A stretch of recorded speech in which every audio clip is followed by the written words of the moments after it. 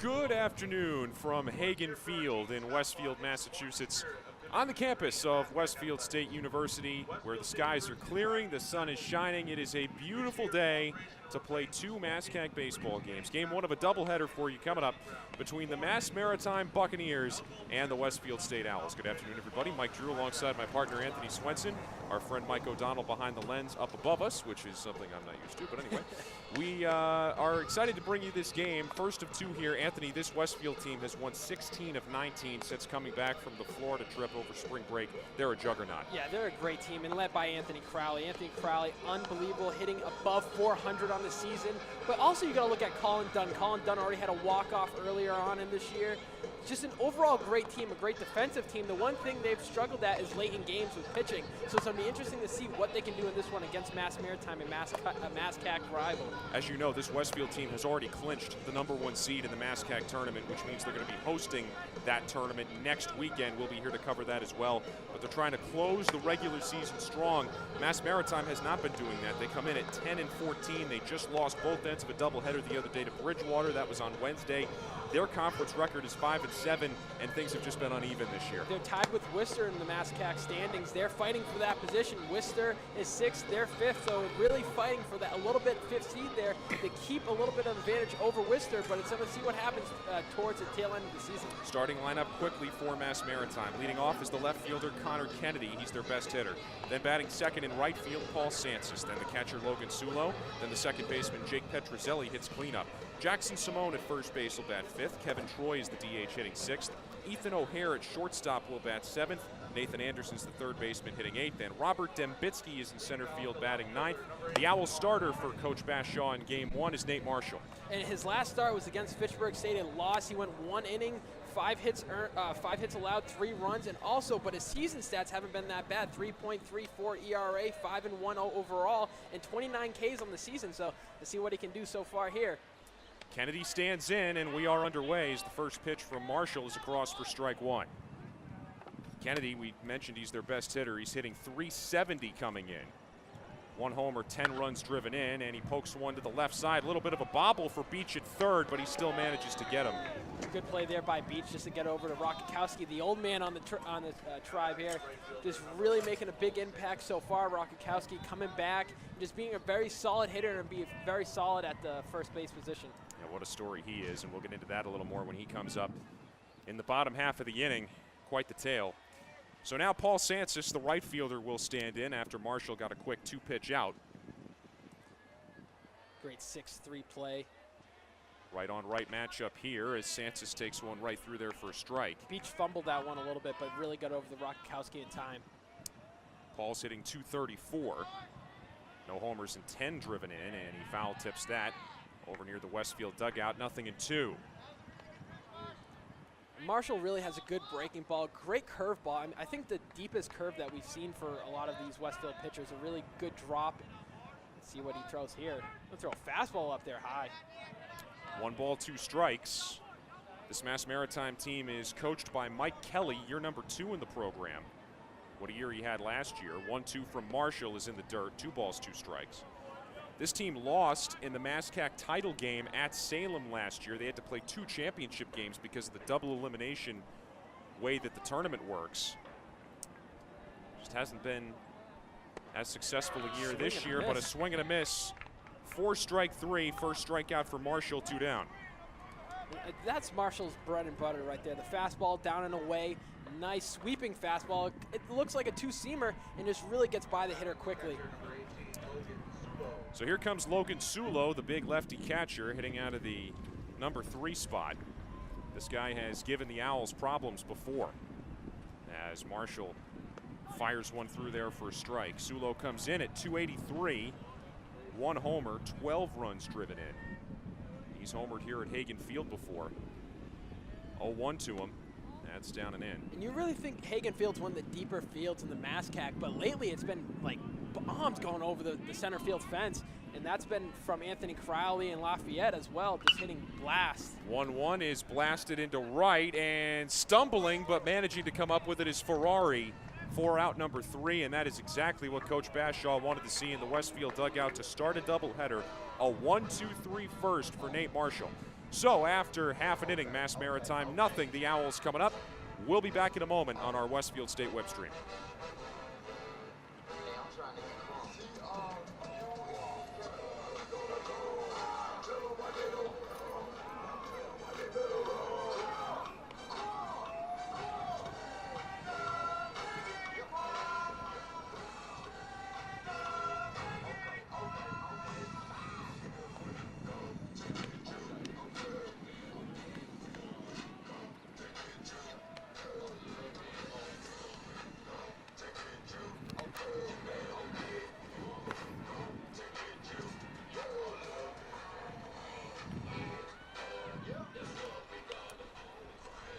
Back now at Hagen Field, getting set for the bottom half of the first. Mass Maritime went 1-2-3 in the top half against Nate Marshall. And now the Owls coming up, this prolific offense that has mustered 207 runs over the course of the regular season to this point. And this is the lineup Coach Bashaw puts out there today. Leading off is Anthony Crowley in center field. And then Colin Dunn, the shortstop, will hit second. The Rock, Dan Rockatowski at first base, hits third. Lippincott is in left field today. He bats cleanup. Then Lafayette is the designated hitter. He'll hit fifth. Jared Ferrari in right field sixth. Aaron Clancy is the catcher, hitting seventh. Arizmendi Larenquent at second base will bat eighth. Tyler Beach is at third. He hits ninth, and they will be going against the tall right-hander Andrew Auld for the Bucks. So his last start and last appearance was against Framingham State, a win. He went 3 innings. 1 earned run, just an overall great game for him. Overall in the season, 5.08 ERA, 1-3 overall, and 17 Ks. So his last victory was that last game. So it's going to be interesting to see what he can do. He's a very tall pitcher. We saw him in the pen. He was trying to throw that high-velocity fastball, and he was just trying to target his catcher here in the bullpen. But it was interesting to see. He was getting quite frustrated early on in his bullpen session. Rockatowski, John Lippincott, and Alex Lafayette, the 3 newcomers in that Westfield lineup this year. So here's Crowley leading off, and what a transformation this guy's undergone. First pitch to him, misses inside. Just a great player, and like you said, he was a very good defensive player last year, a platoon player. Now he's becoming, like you said, Mike Trout for the Owls. Seemed like he made that transformation overnight. There's a shot into right center. That's down into the gap. That'll run up against the wall. Crowley heading for second. He wants more than that. He will get into third standing with a leadoff triple to start game 1. Goodness. Unbelievable hit there right into the gap between right and left center field, and he was chugging for third base there, and he gets there safely. I mean, this is a guy who's making a case for MASCAC Player of the Year. He's hitting .425, 5 homers, 35 runs driven in, a triple to start the day today, and now Colin Dunn, who's been no slouch at the plate either, hitting .353, a chance to drive him in as he takes ball 1 low. That was just a great hit into the gap there by Crowley, center fielder, and he's getting a couple more at-bats today with only playing 7 innings. He's batting at the first position. So see what else he can do on the day. Low away to Dunn. That's what you want to do if you're the Owls, to get after Andrew Auld quick. I mean, he has a high ERA, and just get after him quick and get some easy runs on the board early. 2-0 to Dunn. Little tapper left side. Crowley has to stay put. It was fielded nicely by the third baseman Anderson. 1 out. Dunn unable to get the run home from third. And now the Rock steps to the plate. That was a good play there. Just really feeling first baseman there. Easy out, put out there for Mass Maritime. Andrew Auld now's a little comfortable there. Still runner on third. See if he can get out of this one with 1 out. Where do you start with Rockatowski's story? Just an incredible comeback tale as the first pitch is in there for a strike. This is a guy who played under the previous coaching staff led by Ray Ara here at Westfield. Ara left at the end of the 2012 season when Coach Bashaw came in 2013. That's in the dirt, and a nice block by Sulo behind the plate. Crowley has to stay where he is. And if you're Auld, you just really want Sulo to keep on doing that all game long. But Rockatowski, to be blunt, he just flunked out of school. His grades were not good enough. He was in the PE program here at Westfield. There's a fly ball left field over toward the line. It is out of play, foul. 1 ball, 2 strikes. But he was in the PE program. Grades weren't going well, and he ended up having to leave the school. And Westfield told him he had to go take 12 credits someplace else before they would let him back in. So he went to SUNY Orange, which is a community college in Middletown, New York. He's from there. He's from Wappingers Falls. Said he was only going to take one class there and see how it went. Ended up becoming a full-time student, picked up a couple part-time jobs he had in high school to make ends meet. All of a sudden, here he is again, and he's regained his eligibility. He's got another year of eligibility next year if he wants to use it. He hasn't made that decision yet. He's just such a great defensive player, also a great hitter, but he's just been a solid rock at first base. Yeah. It's an apt nickname. Count is full here with Crowley at third and one out. But Coach Bashaw will tell you, this was an open competition between Rockatowski and Nate Barnes at first base in training camp. That's in the dirt low, ball 4. Crowley has to stay where he is, and the Rock earns a walk. So it's runners on the corners now with one man out, and that'll send in the left fielder, John Lippincott. Just to finish off, though, on this Rockatowski story, and we'll talk about this throughout the day because we have 2 games to get through here, but again, Coach Bashaw, that took a lot for him, too, to take a guy who had been in the program but hadn't played for 3 years to come in and say, hey, you know what, this is an open job at first base. Whoever plays hottest is going to get the job. And Nate Barnes, luckily, there was a spot in right field that opened up for him. That's where he's seen the majority of his playing time. And that's as Lippincott fouls that off. With Barnes being one of the captains of the team too, I mean, just really shows for these players from Westfield. They're a one unit. They're one unit. And they really remind me of, let's say, the 2013 Red Sox is one unit and plays as one. And this is really showing just the power and the camaraderie these teams have. A 1 pitch coming to Lippincott. That'll have to wait as Auld bluffs. But it's not as if Rockatowski is just a guy in this lineup. He has been the Rock in there. He's hitting .288. He's driven in 20 runs. He's just so consistent there and on first base. That's I've been saying his defensive prowess has been unbelievable. And he just earned his 9th walk of the season as well. 0-1 from Auld. That is into left for a base hit. Owls on the board first. RBI single for Lippincott, who had been hitting .321. That is RBI number 25 on the season for him. Still first and second, 1 out. And it's 1-0 Westfield. That's just a great hit there by Lippincott right in between second and shortstop. Just a really nice line drive and just driving in a run. That's what the Owls do best. Driving in runs, getting hits, just picking away the pitcher. And that's what they've been doing here. That'll send in the DH, Alex Lafayette, another right-hand batter, hitting .350. He's driven in 16 runs and hit 3 homers. A couple more potential RBIs sitting out there on the pod right now as it's 1-0. And Lafayette had, the last game I called, had a home run over the center field, about 700 feet we saw from here, just an unbelievable blast. 1-0 is fouled back. The one question you do have about Lafayette is it home run or is it strikeout? I mean, he has high strikeouts on the season, but at one point you got to say he is a great hitter for this team. Yeah, he's punched out 20 times.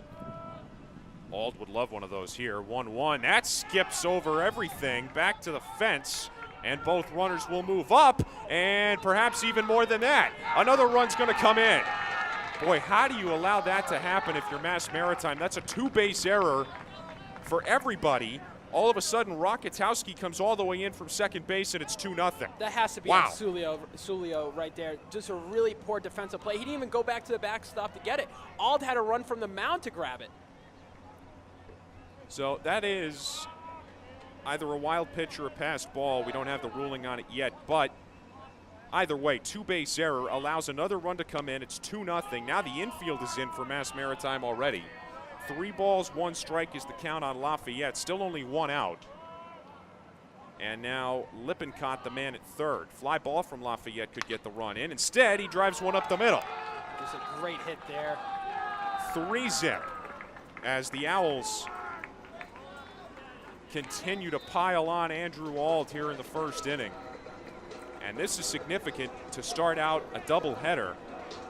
This can really impact what Mass Maritime does, the guys they use the rest of the day. And we've talked about this in the pregame that this is not their number 1 guy. I mean, their number 1 guy has 50 Ks on the season, just an unbelievable start for them. We'll get his name later. And here comes a steal. Nobody covering second initially, and a heads-up play by Lafayette to take it. And Lafayette there with some great base running prowess there. Like you said, nobody was covering. Just a defensive breakdown so far here for Mass Maritime. Lafayette is now 7 for 7 in steals on the season. There's just no let-up in this Westfield lineup. Now Jared Ferrari, the right fielder, stands in, trying to add to the 3-run explosion here.